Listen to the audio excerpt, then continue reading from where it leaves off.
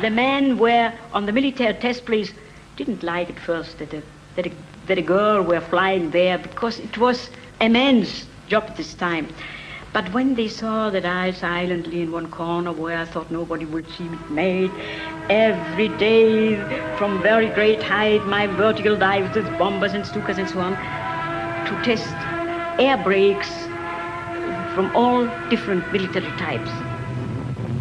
On landing her Stuka at Rechlin after one such test flight, she was told by Karl Franke, the chief test pilot, that he was going to Bremen to test fly Germany's first helicopter, designed by Professor Fokker. And he asked me if I would like to bring him there with my most beloved bomber. This was the Dornier Do 17. When we arrived at Bremen, Professor Fokker received us and was very astonished. I was at this time already with 24 years a flight captain. He said, "Oh, it's wonderful that Hanna Reitsch also comes to test fly the helicopter." And you see, the helicopter, this first helicopter, seemed in the whole world to be a miracle. So I looked to Franke and he only twinkled with his eyes. So I thought, thank you, thank you. I asked to make a circle and I put the plane in the middle. I could look to see the wheel. Now, when giving gasoline, I saw when the stick wasn't just in the middle, the wheel went forward. And when I went the stick a little bit backwards, the wheel went backwards. So when I found now the wheel is standing, I gave gasoline. With the gasoline, it went up. I went down again. Within 3 minutes, I had it.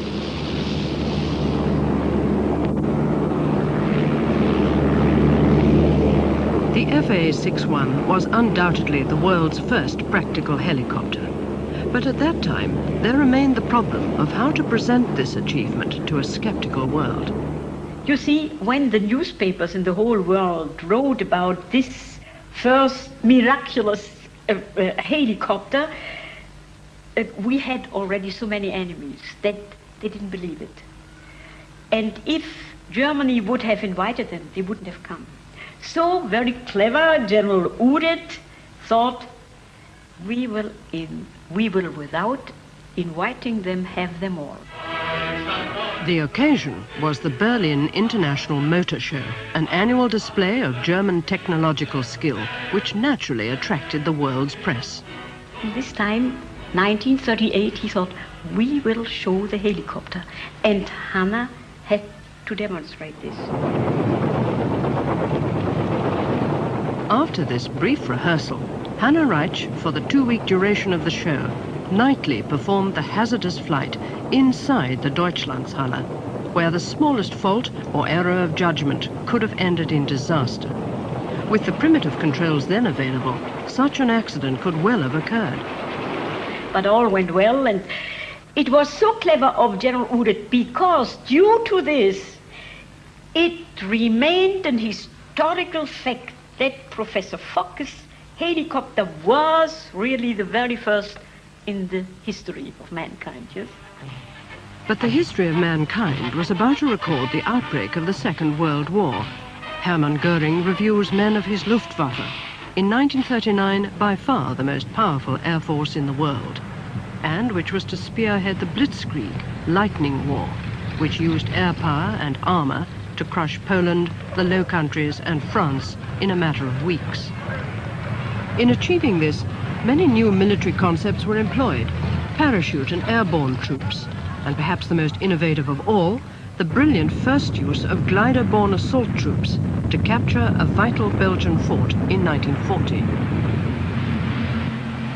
Following the success of the small 10-man glider, a larger machine was produced and test-flown by Hanna Reitsch.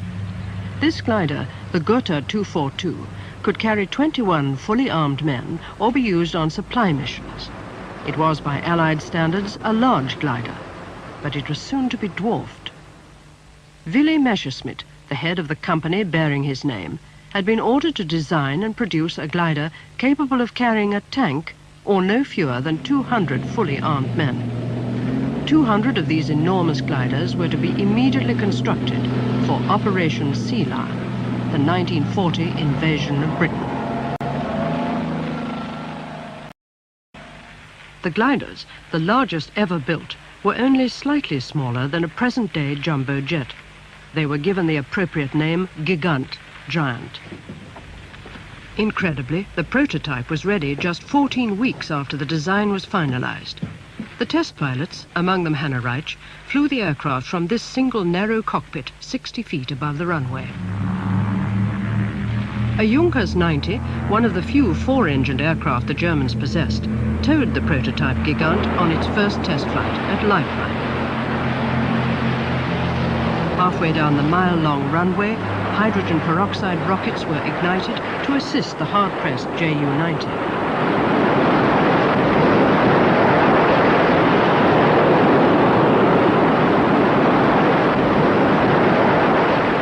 The first hurdle, jettisoning the 2-ton undercarriage, was cleared without incident, and the Gigant was airborne. But Hanna Reitsch, after test flying the prototype, was far from impressed. It was so primitively built that it was so difficult to fly. You needed so much strength. And you see, this, what is too hard for me in a 5 minutes flight, that is too hard for a strong man in a 1 hour flight. So I tried with this argument to convince Udit to stop it. But he didn't believe it, because Messerschmitt said, she is too small a little girl, but not a strong man for fighting, so don't believe her. They didn't.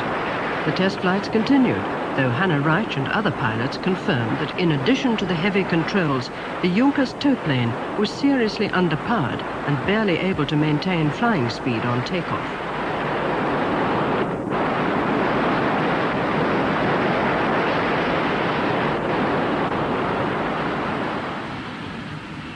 Once airborne, the Gigant, despite its size, flew surprisingly well, though the controls, even for a strong man, were almost immovable. Hanna Reitsch found that she could fly the aircraft only by using the trim wheels, which must have made her landing approach critical. But she managed without obvious difficulty to land the huge glider, gently easing it down onto its unsprung skids.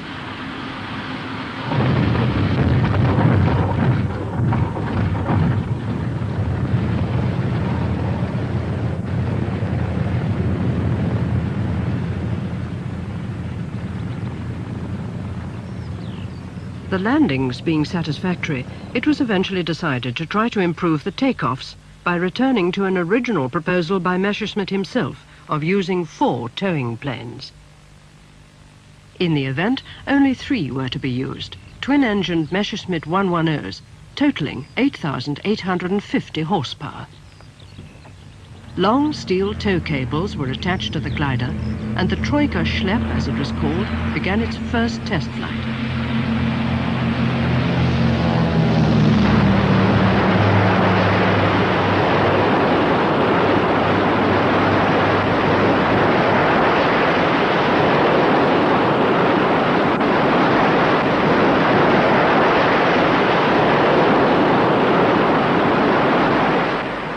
Takeoff was in many ways difficult, for despite the rocket assistance, the 3 towing aircraft were teetering on the edge of stalling.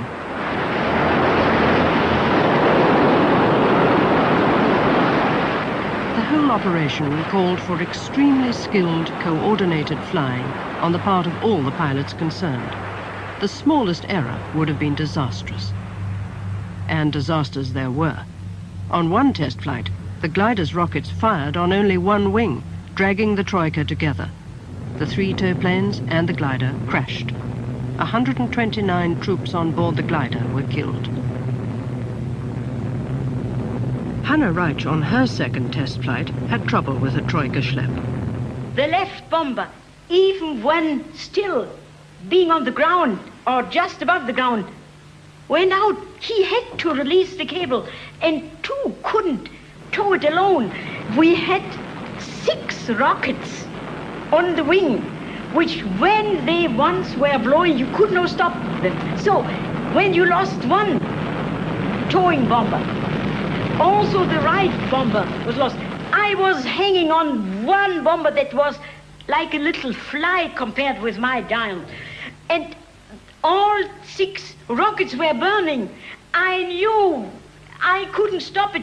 I could get 150 feet height. Then the rockets were finished after 3 minutes or 4. And I knew the single toe bomber had to release me, otherwise he would. So I could just, when he released me, and I could release all 3 ropes, and so before the ground, I touched the ground. It was like this, but we had the good luck that it was only good luck, touched the ground when the ground makes such a wave. So one had broken his knees, another had a nerve shock, but you see, I was well, and only deeply thankful that nobody was killed. And I finished because I was so much against it, because it was too big. As gliders, the Gigants were not a practical proposition, so they were fitted with 6 engines and a multi-wheel undercarriage to become the largest service transports in existence, and one of them was tested by Hanna Reitsch. Oh, this was very simple to fly, you see. The engine did it. A view not generally held by Luftwaffe pilots. These sticking plaster bombers, as the German soldiers disparagingly called them, proved easy prey for Allied fighters, and many were shot down. Powered gliders were not new. As early as 1932, the German scientist Opel fixed solid fuel rockets to this small glider to achieve tentative rocket-powered flight. By 1941, the idea had been developed into the Messerschmitt 163. This diminutive delta-winged fighter was designed by Dr. Lippisch and powered by an incredibly efficient liquid-fueled rocket. The prototype, flown by Heini Dittmar, took off from Karlshagen at Peenemünde in 1941.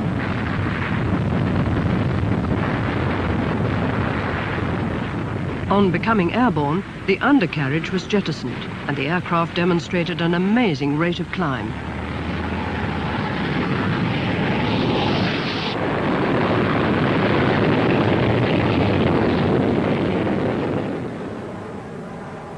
Later, Dittmar was towed to altitude to conserve fuel, when he achieved 623 miles per hour, easily breaking the existing world speed record, though naturally this was not claimed due to wartime security.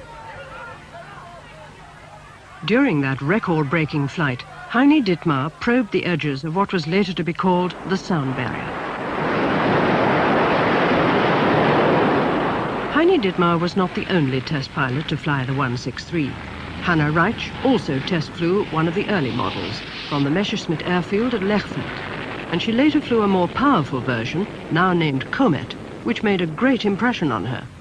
And I can only tell you, it was fascinating. It was like thundering through the skies, sitting on a cannonball, like being intoxicated by speed. It was not difficult to fly it. It was only an overwhelming impression. At the end of the airfield boundary, you already reached about 500 miles per hour, and with constant speed, you were climbing up in 1.5 to 2 minutes into a height of 30,000 feet. Exhilarating though it undoubtedly was, after 6 minutes the Comet's rocket fuel was exhausted, and the world's fastest fighter became the world's fastest glider, which called for extremely accurate flying. Fuel used by the Comet consisted of C-Stoff and T-Stoff. They were basically methanol alcohol and hydrogen peroxide, which are highly incompatible. A few drops of one on the other produced a violent reaction.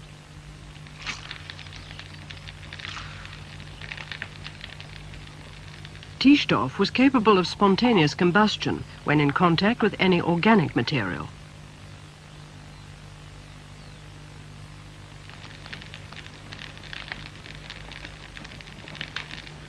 Which of course included the pilot. In view of the nature of the fuel, Hanna Reitsch, like all Comet pilots, had special protective clothing. But despite this protection, some pilots were dissolved alive by the murderous fuel. Hanna Reitsch well remembers the dangers of test flying the Messerschmitt comets. I experienced 2 comrades blowing to pieces when their plane exploded. On one of Hanna Reitsch's test flights, as she was towed into the air, the undercarriage refused to jettison. I couldn't get rid of it. At the same time, this often happens when you have an accident, that many things at the same time go out of work. So all electrical operating instruments were kaput. Also the landing flaps, and so many, and also the radio connection with the tow pilot and with the ground. So it was difficult to let the tow pilot know that I wanted to come into a great height. So for 10 minutes he circled in a height of about 900 feet. But I stubbornly remained on the rope, and suddenly, and I only watched when the ambulance and the stretcher and the fire truck all came to receive me, and I thought that, oh, I hope I will come quite safely down.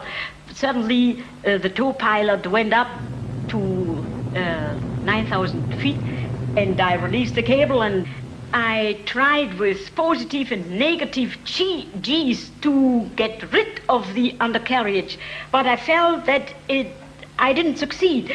But I hope to bring this test plane to the ground safely, because such a test plane has many valuable instruments, and but because all electrical operating instruments didn't work, also not the landing flaps. The last side slip, I had to come to approach the airfield in a greater height as normally, in order to be sure that you will reach the place, and you had then to lose high with the cautious side slip. But this destroyed the whole airflow, because it was only wing without tail plane. It came out of control and crashed in the field. It was completely demolished, and my head came to an instrument, and I suffered. My nose was, I have an artificial nose, and it's quadruple of fractured head and vertebra broken and many things. So after having been 5 months hospitalized, I was well again, spurred on by the only burning wish to continue as test pilot again. Multiple injuries, Hanna Reitsch flew to Peenemünde, but she had chosen a most unfortunate date. When I arrived there, just after having been recovered after my accident with the rocket plane, I just arrived when in the first night was the horrible bombardment in Peenemünde. It was the first RAF raid on the secret establishment, causing considerable damage to the V-2 rockets and the living quarters of the scientists. But once again, Hanna Reitsch's amazing luck had held. I'm terribly ashamed that I must say I slept the whole night.